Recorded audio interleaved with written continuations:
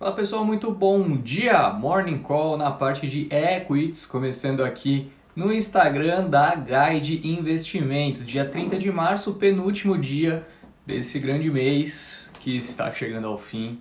Estamos já quase chegando em abril, portanto, já é o quarto mês do ano, ou seja, no fim de abril a gente já vai ter tido um quarto, né, um terço do ano, que já vai ter ido embora. Nesse momento, fim de março, vai ter sido um terço, né? Um terço do... não, um quarto. Um terço seria em abril, é isso aí. Um quarto do ano, portanto, que já está indo embora, já se passaram 25%, né, do tempo que a gente terá em 2021, 25% do tempo em casa, né? Assim, sem grandes coisas para poder fazer, aproveitar, mas é o famoso iris guariris, né? Bom dia, Caiuga, bom dia para todo mundo que está entrando aqui. Tô falando essas besteiras para a gente refletir enquanto o pessoal entra. A gente já tem, portanto, uma parte relevante do ano, né? Não diria uma grande parte, mas uma parte relevante. 25% do ano já foi embora. O que a gente vai fazer, hein, para aproveitar esse ano, já que a gente não vai poder sair muito de casa, não vai poder fazer muita coisa? Bom, vamos ganhar dinheiro na bolsa. Por que não, né? Ó, no início do ano, o mercado previu Ibov entre 102 a 130. Qual é o cenário? Qual seria a faixa atual? O nosso preço-alvo para esse ano, Caio, é 130, tá? 130 mil pontos, a gente ainda tem isso. Bom, vamos lá, vamos começar o nosso Morning Call aqui então, falando sobre os principais acontecimentos. Olha quem está aqui do meu lado hoje. O grande destaque ontem do fim da sessão, ninguém estava entendendo nada o que estava acontecendo ontem no fim da sessão, todo mundo saindo, um monte de ministro indo embora, reforma ministerial rolando, acho que a gente já falou, né? O time de macro já falou bastante sobre isso. Vou passar um pouquinho sobre esse ponto, principalmente na análise do mercado, tá? Bom, ontem, portanto, foi um dia mais favorável para a Bolsa, né? Apresentando ganhos ali na casa de 600 pontos, fechando em 115.419. Positivo, nada, né, tão expressivo assim, mas positivo, né? A Bolsa subindo, recuperando esse patamar de 115, mas está muito tempo variando, oscilando, né, nessas bandas. Chega a tocar, querer buscar os 116 mil pontos, no fim das contas recua para 113, né, 114. Então tem de fato um suporte e uma resistência bastante expressivos nesses patamares, e agora a gente tem que ver quanto tempo a gente levará para sair disso, né? Super importante cenário internacional, mas o cenário doméstico também relevante, né? Vou comentar sobre tudo isso hoje. Bom, vamos começar falando sobre os destaques de ontem, né? Eu tinha falado pela manhã que o minério de ferro tinha subido seus 4% lá em Qingdao, na China, e obviamente que isso trouxe um bom humor para o setor por aqui, né? A gente acompanhou um dia muito sólido de Vale, CSN Mineração disparou ali seus 8, 9%, fazia um bom tempo, né, que a CSN Mineração não andava, não saía do lugar, na verdade só caía, né? Mas ontem também, além dessa alta expressiva do minério de ferro, foi o fim do lock-up para varejo, né? Então, assim, acabou dando mais liquidez para o papel. Muita gente entrou na oferta e não podia se desfazer até então, e ficava um pouquinho mais difícil, né, para os institucionais montarem posições. Então abriu a possibilidade para que isso também acontecesse. A demanda foi forte na sessão de ontem, né? Agora, um dia super sólido para os frigoríficos. Mais uma vez, né, eles não pararam, então uma sequência de alta que a gente já vem observando acontecer desde o começo desse ano, mas ganhou bastante tração ao longo dos últimos dias. Muita gente me perguntando, mas Henrique, o que está acontecendo? O que tem de novo em tudo isso? Cara, honestamente nada, não tem nada novo.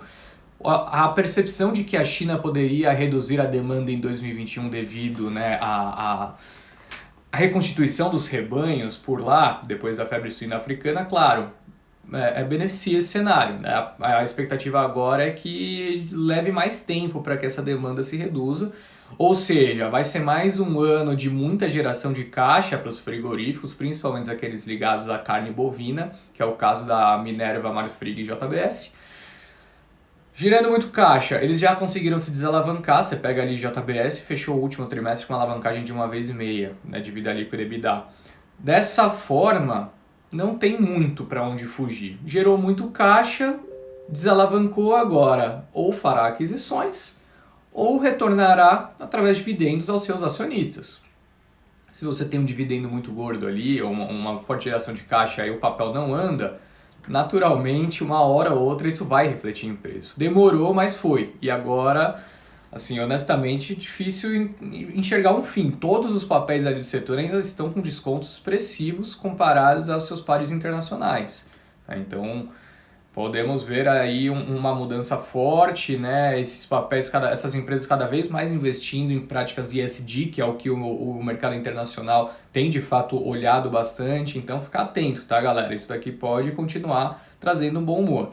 Bom, canal de Suez foi liberado, né? Não sei se vocês acompanharam, mas foi liberado. Expectativa aqui de 2 a 3 dias o tráfego se normalize por lá. Tinha mais de 400 navios na fila esperando essa liberação, também trouxe um bom humor no mercado internacional ontem e retoma, né? A gente vê uma retomada desse bom humor na sessão de hoje. Já o Bitcoin operou em forte alta, não sei se vocês observaram, até a Adri Mello, que provavelmente está aqui, eu não vi ela entrando hoje, mas provavelmente está aqui, ela todos os dias está aqui no nosso Morning Call, ela me perguntou ontem, né? E o Bitcoin? Eu falei que estava subindo, mas eu não tinha notícia até então. E a notícia que justificou essa alta expressiva ontem, né, hoje já sobe de novo, aproximando dos 60 mil dólares a moeda, olha ela aí. Adriana, essa é especialmente para você, hein? O Bitcoin ontem subiu bastante porque a Visa informou que vai permitir o uso da moeda digital para liquidar transações em sua rede de pagamentos. Então a gente viu, né, bater ali praticamente os 50 mil dólares, a moeda teve um recuo muito expressivo, acho que há 2 semanas atrás, e ontem já subiu direto até os 58 mil dólares, há pouco tempo atrás eu estava olhando, eu não deixei aberto aqui, mas estava 59 mil e alguma coisa, está se aproximando novamente da máxima histórica que é algo em torno ali dos 62 mil dólares. Bom, quanto ao fluxo de investimentos, temos algumas notícias importantes. Investidores individuais no dia 25 de março. Que dia foi dia 25 de março, hein? Essa é a grande dúvida. Foi quinta? Isso, quinta-feira da semana passada. Os investidores individuais retiraram 844 milhões de reais da B3 nessa data, tá? Então o saldo no ano segue positivo ali ainda na casa de 17 bilhões 881 milhões de reais, enquanto o gringo retirou 1 bilhão 359 milhões de reais nessa mesma data, tá? Então saldo no ano para o gringo já recuando bastante, né? Agora positivo em 12 bi 656, antes da troca do presidente da Petrobras, né? Mais de um mês atrás, talvez, isso daqui estava positivo em quase 30 bi, tá? Então agora está positivo em 12 bi 600. Isso mostra como o gringo tem perdido um pouco de fé, né, nesse 2021 brasileiro. E claro, né, se pessoa física retirou 845 milhões e gringo retirou 1 bilhão 360, essa diferença, né, foi completada pela entrada de institucional, ou seja, quase 2 bilhões aí, um pouquinho mais de 2 bilhões na verdade, que acabou entrando, né, na Bolsa Brasileira no dia 25 de março através dos institucionais. Agora, sobre pandemia e vacinas, temos algumas notícias importantes, né, novamente aqui saíram ao longo das últimas horas. Primeiro, Marcelo Queiroga, o novo ministro da Saúde, disse que busca uma permuta com os Estados Unidos por 20 milhões de vacinas, né? E fala em ampliar compra da Pfizer. Notícia positiva por um lado e do outro uma pressão que surgiu agora, não sei se vocês observaram, saiu logo pela manhã. A Anvisa negou o pedido de uso emergencial da vacina indiana Covaxin por não ter efeitos seguros. Isso é preocupante, porque de certa forma, né, o governo já tinha até feito aquisições dessa vacina, né, já tinha comprado. Agora vamos ver o que acontece. Sinceramente eu não sei se tem chance, né, do laboratório entrar em contato com a Anvisa e entregar mais documentos que comprovem, né, a sua segurança, ou então o governo vai cancelar a aquisição. Eu honestamente não sei, vamos ver as próximas horas, a gente deve ter mais resposta quanto a isso, tá? Bom, vamos trazer a conversa agora para o dia 30 de março de 2021, famoso hoje, o que está acontecendo no mercado internacional. tomando um cafezinho também para dar uma despertada, né, pessoal? 9 da manhã, vocês acham que é fácil falar esse monte de coisa, preparar esses textos, gravar o videozinho antes? Também dá uma canseira logo cedo, viu? E essa semana é semana de carteira semanal, já foi a carteira semanal ontem, carteira mensal, né, BDR, Small Caps, Valor, Top Picks, Dividendos, Exame. Então, se vocês gostam do nosso trabalho, aconselho veementemente a observarem as nossas redes sociais, nosso site O Guia Financeiro, o Telegram. A gente vai soltar todas as carteiras quando? Em quinta-feira. Quinta-feira a gente terá todas as carteiras disponibilizadas, então é uma semana longa e dura para os analistas. Vamos lá. Bom, índices futuros de Nova York recuando nessa manhã, praticamente todos em queda. Na verdade, todos em queda. Do S&P, né, a Nasdaq, Dow Jones, todos apresentando queda. Novamente a Nasdaq com a pior queda, né, dentre todas as outras bolsas por lá. E isso reflete principalmente a elevação dos yields dos treasuries de 10 anos novamente acontecendo. Tá? Então, hoje os treasuries ultrapassaram ali o patamar, né, de 1,75%. Então, é um patamar assim, elevado, né, próximo das máximas aí que os treasuries atingiram ao longo dos últimos meses, né? Ali desde o início da pandemia. Isso por conta do receio que pode acontecer, principalmente quanto à inflação, tendo em vista, né, que há uma expectativa de que amanhã o Joe Biden apresente um super pacote de estímulo, né, para a infraestrutura, um pacote novamente trilionário. Ele quer fazer grandes investimentos, tanto para renovar a infraestrutura norte-americana, mas também para contribuir na geração de emprego, né? Infraestrutura normalmente é o método mais simples que utilizam, né, para que haja uma reação rápida no mercado de emprego. Bom, tanto dinheiro, né, sendo impresso, que agora o mercado quer saber, legal, Biden, interessante que você tem uns trilhões aí a serem gastos nesse segmento, mas a gente quer saber como você vai pagar por isso, né, e ele vai apresentar amanhã também, mas de toda forma, né, o mercado é reticente, ele quer entender melhor o que vai acontecer antes, né, de colocar a mão no fogo. Então os treasuries se elevam e Nasdaq recua nessa manhã. Já na Europa, o movimento é oposto, praticamente todas as bolsas subiam alguns minutos atrás, devido a alguns fatores. O primeiro, ao mesmo de ontem, que eu já citei, né, liberação do canal de Suez, então destravou aquela via super importante que conecta a Europa com a Ásia, sem que seja necessário dar a volta na África, né? Então, reduzindo ali algo em torno de 7 mil quilômetros, né, entre a Europa e a Índia, né, um trajeto entre a Europa e a Índia.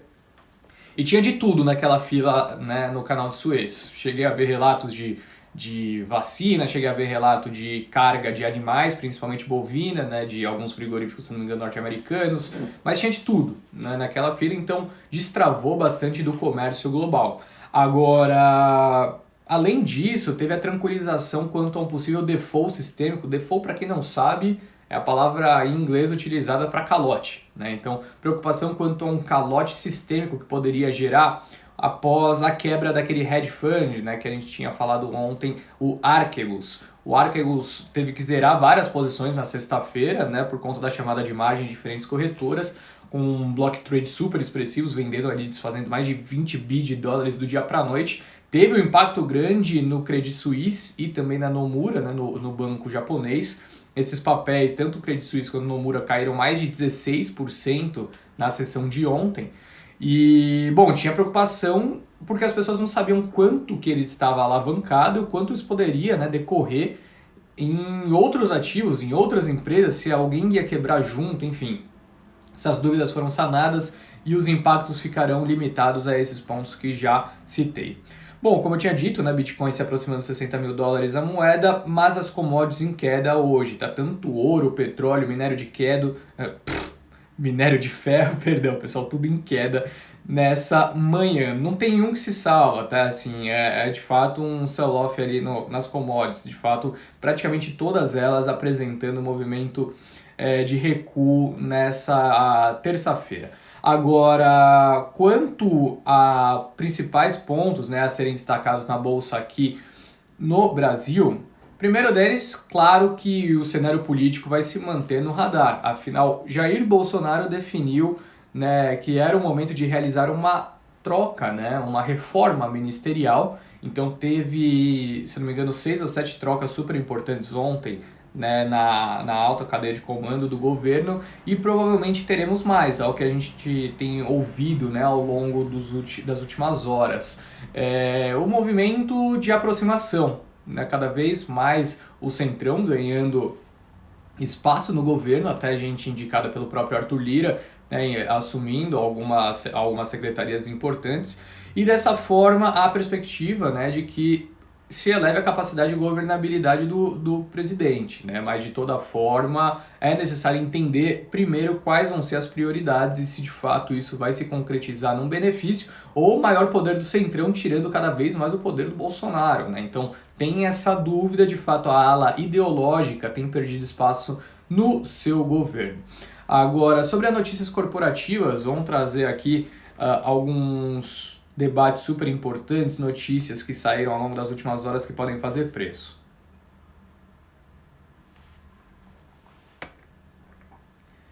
Bom, vamos lá. Vamos começar sobre mudanças no Banco do Brasil. Para quem não sabe, o presidente do Conselho de Administração do Banco do Brasil e outros 3 membros deixaram o colegiado ontem, tá? Hélio Magalhães, que era o presidente do Conselho de Administração, e 3 outros membros deixaram o colegiado, acompanhando, né, a saída do André Brandão, do comando do Banco do Brasil. E agora, né, a expectativa é que o secretário especial da Fazenda, Valderi Rodrigues Júnior, seja anunciado como novo presidente do Conselho do Banco, tá? É um movimento não muito positivo, tá, pessoal? Gente que era bastante ligada. O Hélio, por exemplo, ele foi, se não me engano, o head do Citi aqui no Brasil. Então é gente de mercado que estava lá, né, com aquele enfoque de fato em reduzir os custos do Banco do Brasil, elevar, né, a sua eficiência, redução de agências físicas, como tem acontecido, né, em todos os outros bancos privados. Parece que esse tipo de executivo tem deixado ali o campo, né, de comando do Banco do Brasil ao longo dos últimos dias, e pessoas, né, mais ligadas ao governo e que possuem um histórico, como é o caso do Fausto, que vai assumir, né, como CEO, um histórico no próprio banco. Tem mudado bastante o caráter do Banco do Brasil, e isso, na minha visão, não é positivo, tá? Bom, a AS Brasil, para quem não sabe, né, a AS Tietê mudou o nome para AS Brasil no ano passado, e agora mudou também o seu ticker na B3. Então, se você procurar aí por TIET11, que era aquele clássico da Bolsa Brasileira, não vai encontrar mais nada, né? Agora, se você quiser acompanhar os ativos da AS Brasil, você precisa digitar o seguinte ticker: ASB3. Nada difícil, né? AS Brasil, ASB3, com ações sendo listadas agora no novo mercado. Expectativa é que o plantio de soja no Brasil possa ser recorde novamente na próxima temporada. A Qualicorp e a Sul América lançaram planos de saúde com seguro contra desemprego, super importante, ainda mais no momento atual. Agora, assembleias de acionistas ontem acabaram aprovando a combinação de negócios entre Notre Dame e Hapvida. Tá? Eu estou passando aqui por notícias de diferentes setores, mas essa daqui era bem esperada, né, pessoal? Acho que ninguém imaginava que os acionistas da Notre Dame não fossem aprovar essa combinação de negócios. Bom, o encerramento da recuperação judicial da Oi está previsto para o fim desse ano, segundo o CEO Rodrigo Abreu. E ele disse ainda, né, que a Oi está trazendo seu serviço de fibra ótica ultra rápida para o mercado mais competitivo do Brasil, com planos de alcançar até 400 mil domicílios em São Paulo até o fim desse ano.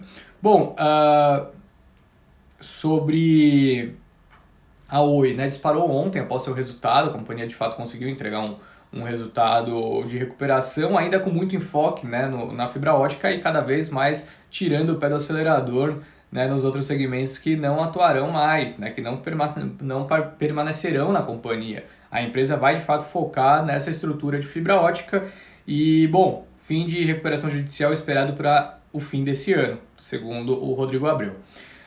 O IRB anunciou na noite da segunda-feira que o Wilson Toneto, né, que é o vice-presidente executivo técnico e de operações, assumiu interinamente a posição de presidente da companhia. Ele vai substituir o Antônio Cássio dos Santos, que continua como presidente do Conselho de Administração. Mas, de toda forma, segue com presidência interina no IRB, né, sem que seja contratado um executivo de fato. Eles estão procurando, tá? Assim, o fato do Wilson Toneto ter assumido agora como interino não quer dizer que ele permanecerá lá, muito pelo contrário. O IRB segue procurando alguém para assumir, né, de fato, com grande eficiência. Agora, a Petrobras informou que o gerente executivo de RH foi desligado por ter atuado em episódio pontual em desacordo com a política de divulgação de ato ou fato relevante e de negociação de valores mobiliários. Traduzindo isso daqui, pelo que saiu ontem, parece que o head de RH da Petrobras acabou vendendo ações na iminência do fato relevante, que, se eu não me engano, era aquele da saída do Castelo Branco, tá? Então, é claro que não pode fazer isso, né? Ele já sabia, pelo que tudo indica, o que a gente tem lido, claro que isso aqui eu só estou falando, né, o que está saindo nas notícias. Ao que tudo indica, ele sabia, né, que ia sair esse comunicado do desligamento do Castelo Branco e vendeu suas ações antes, né? E óbvio que isso não pode fazer. Foi desligado. Bom, Cosan, a Raízen, né, que é a joint venture entre a Cosan e a Shell, contratou 4 bancos para o seu IPO. Segundo a Reuters, o IPO deve ser um dos maiores da história do país, levantando cerca de 13 bilhões de reais, pelo menos essa é a intenção, né, da Cosan. Ó, agora sobre a abertura, vamos só ver como que tá a abertura nesse momento do mercado brasileiro, né? Afinal, já está mais do que na hora da gente observar isso. É uma queda de 0,3 nesse momento, pessoal, sendo negociada a 115.260 pontos, enquanto o dólar futuro recua 0,36 a 5,76. Então, de fato, uma abertura sem grandes movimentos por aqui nessa manhã. Fechado? Ó, eu vou ser bem rápido aqui. Eu vi que vocês mandaram muitas perguntas, tá? E, bom, vou responder de bate-pronto. Eu não vou poder me alongar, que a gente já estourou o limite aqui do horário da live, tá? Então, vamos lá. IGPM quase 3%, a Adri Mello falou, realmente saiu, IGPM de março, né? Mas ainda foi abaixo da mediana, tá, Adri Mello? O mercado esperava ainda mais, pelo incrível que pareça. Pode falar de Magalu, Veronice? Sim, o setor extremamente pressionado e o último nome, né, a entrar nessa derrocada foi Magalu. No técnico tá horrível, tá? Eu não entraria agora, mas no fundamento eu gosto. Então, se for para entrar, para posições de buy and hold de longo prazo e que aguente, de repente, até perdas maiores no curto prazo, tá? Mas fundamento eu continuo gostando. Você arrasa, Henrique. Muito obrigado, Solange. Grande elogio logo cedo, eu fico feliz. Henrique, opinião da Guide sobre positivo. João Paulo, a gente não tem cobertura de positivo, tá? O papel de fato tem disparado nos últimos dias, né? A gente olha mais de longe, não é um dos papéis que está no nosso cluster de análise. Pode falar um pouco de Taesa. Taesa, nome que a gente gosta, né? Uma pagadora de dividendos extremamente robustos, já há um tempo apresentando bons resultados e retornando aos seus acionistas, e com a saída da CEMIG eleva ainda mais seu nível de governança, né? Então, um nome que pode continuar se beneficiando no curto prazo. A gente vê em CEMIG mais upside nesse momento, tá? Pode falar um pouco de Pecar, que está na carteira? Sim, Pecar, baita nome, né? Não para de subir, já atingiu seus 33,70 ontem. Lembrando que o spin-off saiu a quanto? Saiu a 18, 19 reais. Então, o pessoal que entrou em Pão de Açúcar há 2 semanas atrás já fez seus 60%, né? Eu acho, por aí, de retorno. E a gente continua vendo como um nome que está barato, tá? Então, ontem a gente soltou para nossa base um long and short, né? Por sinal, de Pão de Açúcar contra Grupo Mateus. Acho que até a aquisição do Big pelo Carrefour só deixou mais claro ainda como o Pão de Açúcar está barato, né? Então, mesmo depois desse rally recente, a gente continua com um viés positivo, sim, para Pão de Açúcar. O que pode acontecer com Rapvida após essa notícia? Qual notícia? Deixa eu lembrar aqui. Ah, Assembleia de Acionistas? Nada, tá? Já era esperado, Sara. Sem grandes movimentos, era algo esperado. Bom, pode falar de Pecar. Já disse sobre Pecar. O Carlos já fazendo ali quase 50% em Pecar e carregando, vai segurar mais. Você acha que IRB continuará na carteira do Ibov? Sinceramente, não sei, tá? Não sei, eu ainda não observei as prévias sobre uma possível alteração, não sei se IRB está para sair. Bom, pessoal, muito obrigado pela presença de todos, já estouramos por 7 minutos aqui o Morning Call. Um ótimo dia, bons negócios e até amanhã.